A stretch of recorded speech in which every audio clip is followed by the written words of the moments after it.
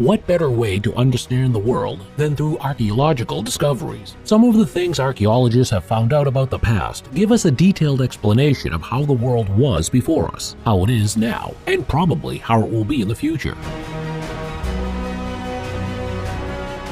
From animal and human bones, ancient texts, and whole destroyed cities, to cups, vases, and rugs, archaeological discoveries have been unearthed from every corner of the world. However, some of them are so strange, bizarre, and illogical that they challenge everything we think we know about our past as a race. What are these archaeological finds, and what makes them so controversial?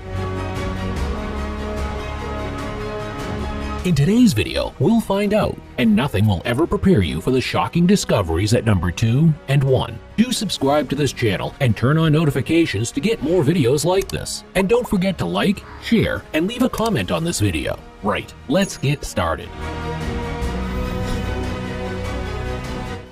Steroid brains. Between 2.6 million and 11,700 years ago, the average human brain expanded from 40 cubic centimeters, 655 milliliters, to 92 cubic inches, 1,507 milliliters. This level of development was so fast compared to other creatures on Earth that it seems as if humans that existed in that period were on brain steroids. But as scientists have explained, they were not on steroids. Rather, their brains were adapting to their lifestyles. According to scientists working with Tel Aviv University, the explosion in the size of human brains is due to our hunting style. The earliest humans hunted down all the big animals like bison and elephants, which would have provided lots of meat and fat, not to mention leather for the cold. But the more they hunted, and these creatures came close to extinction, they had to start hunting smaller, faster animals. As a result, they needed to become smarter to capture their prey. So, their brains expanded to give them more brain power. But now that humans have turned to agriculture, we have lost some of that brain mass, leaving us with 80 cubic inches, 1,310 milliliters. The Pharaoh's Medallion. Egypt is never short of historical bits and pieces that give us a clearer insight into how life was before us. One of the recently discovered bits from history from Egypt is a mysterious Pharaoh's Medallion that is said to have belonged to the great ruler Akhenaten. For those who are familiar with Egyptology, Pharaoh Akhenaten needs no introduction. For the uninitiated, Pharaoh Akhenaten is known in the history books as King Tut's father, but he is most famous for his religious reforms. He changed Egypt's religion to worship one god, the sun. The discovered medallion that allegedly belongs to Pharaoh Akhenaten is so mysterious that it seems to depict the pharaoh being ruled by aliens. Sitting at the center of the medallion is an image that appears to be a UFO, complete with a sort of oblong-headed alien overlord at the top, and at the bottom, other pharaohs and gods like Ra and Anubis. These depictions on the medallion suggest that the ancient Egyptians knew about aliens and maybe even worshipped them. If this is true, it would lend some credibility to the theory that aliens assisted the Egyptians in building their pyramids and other amazing structures. Could this also mean that aliens had considerable influence over other civilizations and cultures? In any case, this discovery is controversial because, interestingly, nobody knows if the medallion exists. Did Pharaoh Akhenaten commission this medallion? In many modern and ancient works of art, the pharaoh is depicted rather strangely. Spindly arms and legs, a protruding belly, a large oblong head with big almond eyes. Consequently, there have been some speculation that Pharaoh Akhenaten was an alien. Unfortunately, nobody knows where the medallion is, who discovered it, if it even actually exists, or if it's just a hoax perpetuated by pseudo-archaeologists. What we do know is that it appears as though Pharaoh Akhenaten had a sort of genetic mutation that caused his brain to grow far larger than normal, resulting in his head shape. However, with his looks, strange DNA, and odd behavior, Pharaoh Akhenaten is quite the enigma. The Decalogue Stone. Deep in the desert of New Mexico, a mysterious stone has been discovered bearing inscriptions that some claim is in an extinct language. Language experts have been unable to agree on the meaning of the inscriptions. Some claim it is a recording of the Ten Commandments in Paleo-Hebrew, while others claim it is a report in Cypriotic Greek from a warrior from the Mediterranean named Zakaneros, who is lost in the wilderness and is trying to survive. Which speculation is right? We may never know. Fetus memories. Nobody can remember things that happened back in the good old days when they were in the womb. but recent scientific studies have shown that fetuses do have memories. According to Live Science, scientists tested the fetuses in 100 pregnant women's wombs in an attempt to figure out what age memory starts and how long it lasts. They subjected the fetuses to vibroacoustic stimulation, a very low sound that causes vibration, and observed the fetuses' reactions through ultrasound machines. They discovered that although the fetuses reacted uncomfortably to the sound initially, they eventually got used to it after hearing it over and over. They concluded that 30-week-old fetuses can remember things for a full 10 minutes, and at 34 weeks, their memories last up to 4 weeks. Monsters on crate. There have been countless depictions of monsters in books, movies, and art over the years, but we don't know of real monsters that once existed on Earth. That is, until now. On the Greek island of Crete, archaeologists have discovered strange footprints that hint at the existence of humanoid creatures roaming around the island some 6 million years ago. At first glance, the footprints looked like a regular human footprint, but scientists examining these fossilized footprints were shocked to discover that although the footprints look strikingly similar to ours, they didn't quite fit with what we know a pair of human feet to be. The footprints were made by a creature walking on 2 feet, with 1 big toe and 3 smaller toes, less number of toes than a human should have, and a heel on the other side. Carbon dating traced the footprints back to 5.6 million years, which doesn't make sense at all. The cradle of humanity is supposed to be Ethiopia. So, did human-like creatures make it out of Africa all the way to Greece before exploring other parts of the world? If yes, this completely changes everything we know about history. Also, consider that we don't know what the creature is. Was it an ape, a primitive humanoid, dinosaur, lizard-human hybrid? We may never know. Horses and man. Who were the first people to start riding horses? A new archaeological discovery from Kazakhstan might give us some insight. A tomb from the Bronze Age found in a cemetery on the banks of the Tobol River, hidden in the Eurasian steppes. The Pedrakov people, also known as the Andronovo culture, were the inhabitants of Kazakhstan between 1890 and 1774 BC, when these horses are believed to have been buried. The horses' remains showed signs that they were bred specifically for riding. This causes some confusion because, before the discovery, the earliest evidence of horse breeding goes back to 2000 BC, which is 100 years before the horses were buried. The origin of noodles.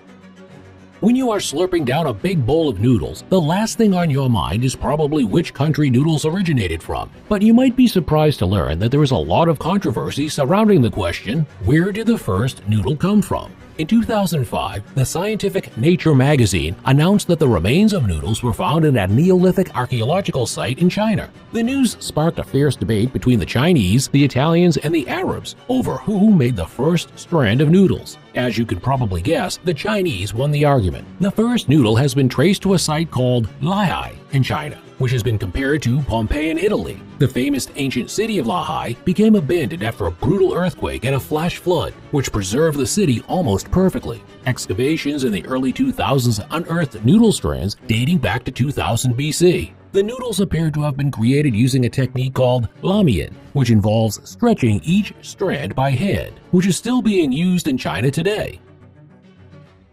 Skull 5. Scientists have discovered human remains that could rewrite human evolution as we know it. The discovery is called Skull 5, and it dates back 1.8 million years. Scientists discovered that this skull could mean that all the old distinct species of humans like Homo habilis, Homo erectus, and Homo floresiensis have come from a single lineage. So they were not different species. They only looked different depending on where in the world they lived, what they ate, and how quickly they evolved. Scientists didn't discover this earlier, probably because they had different bone structures. But according to the scientists who made this discovery, they are all of the same species that originated in Africa. The bust of Nefertiti.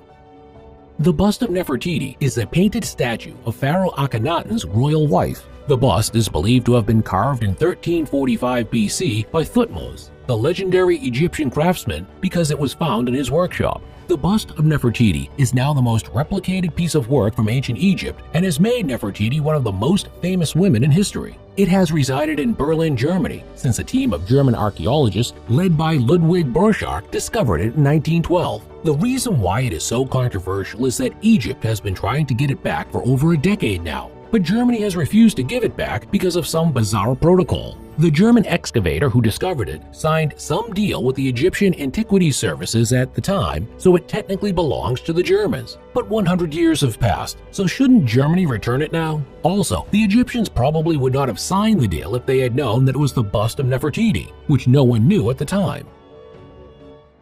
Horned human skull. In a borough called Sayre in Bradford County, Pennsylvania, archaeologists discovered a huge burial mound containing several strange human remains. The skeletons looked like regular male skeletons, except their skulls had horns, and they were like giants over 7 feet tall. Many people claim this discovery is a hoax, while others attribute it to extraterrestrial origin. However, this is not the only time such a discovery is being made. Similar skulls have been discovered near Wellsville, New York, and in a mining village close to El Paso, Texas. Throughout history, horned humans have been used as a sign of authority and power, like Alexander the Great, who was depicted with horns on some of his coins. So, maybe horned humans did exist at some point. Pluto's secret. Pluto is controversial for many reasons, starting with its discovery 90 years ago and its eventual removal from the list of planets. But why is Pluto so controversial? Let's find out. Pluto was originally discovered by Clyde Tombaugh. In 2003, researchers found a slightly larger planet than Pluto beyond Neptune in a region spotted with trillions of small icy rocks. Here's where it gets interesting. On the one hand, the International Astronomical Union reclassified Pluto as a dwarf planet, which is technically not a planet like Earth or Mars. On the other hand, many planetary scientists still believe Pluto is a planet, and Pluto has moons like any other planet. The only thing is that it's located on the edge of the solar system, in an area with billions of similarly sized chunks of rock. So, scientists had to pick a side, and to do that, they had to define what differentiates a planet from a piece of rock. Half of the scientists decided Pluto was too small to be a proper planet, while the other half stuck to the belief that Pluto is still a planet. Animal evolution. The big question many scientists have struggled to answer is, when did animals as we know them start appearing on Earth? The consensus has been that about 540 million years ago, during a period called the Cambrian explosion, animals began to grow shells and exoskeletons and became the animals we know today. So, hard-bodied animals must have originated from squishy animals. However, there is no fossil evidence of creatures without hard body parts. That is until a geologist and paleobiologist in northern Canada discovered a microstructure that is nearly 900 million years old. The structure appears to be a sponge that dates before the Cambrian explosion. Could this mean that animals have existed for nearly a billion years before today? If it pushes far enough back, could it prove that complex creatures have existed for as long as the Earth has existed? The Antikythera mechanism. Amidst the sunken wreckage of a Greek cargo ship that is at least 2,000 years old was a bronze artifact with a maze of interlocking gears and mysterious characters etched all over its exposed faces, called the Antikythera mechanism. This discovery is so controversial because it is so sophisticated that some believe aliens had a hand in building it. It was originally thought to be a navigational astrolabe, but scientists keep uncovering new uses that tell us, at the very least, it was a highly sophisticated, intricate astronomical calendar. Crucifixion nails. Have you ever wondered what happened to the nails used to nail Jesus to the cross? Well, they have been the subject of raging controversies for decades. The nails came from an unmarked box in the collection of a dead Israeli anthropologist named Niku Haas. Haas allegedly took the nails from a tomb he excavated in the 1970s, but there are no records that specify which tomb the nails came from. In 2011, a strange document came up suggesting that the nails came from the Hephaestus tomb, the tomb where a priest involved in Jesus' crucifixion was buried. As the story goes, the priest felt so guilty that he kept the nails as a souvenir. There's no way to know if the nails are crucifixion nails, though scientists have found bits of wood and bone in them that could mean they are. The tomb of Jesus. The resting place of Jesus of Nazareth has had its fair share of controversy over the centuries. There are 3 tombs where he is supposedly buried, although after he was crucified, his body was placed in a tomb, and when they went to check on the body later, he was gone. So, which tomb is genuine, if any? There's the Talpiot family tomb, just outside the old city of Jerusalem. Discovered in 1980, the tomb contains 10 ossuaries with tombs bearing names such as Mary, Joseph, and Jesus. Mary Magdalene is also reportedly buried there next to Jesus, who many claim was her husband. Next is the Garden Tomb, which was the original spot believed to be Jesus' resting place. However, the source of this claim is unreliable. The guy even claimed that the Ark of the Covenant was found nearby but got stolen. Lastly, the Church of the Holy Sepulchre. The church sits atop an ancient Jewish cemetery that dates back to the period when Jesus died, so he might have been buried there. However, there is no conclusive evidence to say where exactly Jesus was buried, if at all.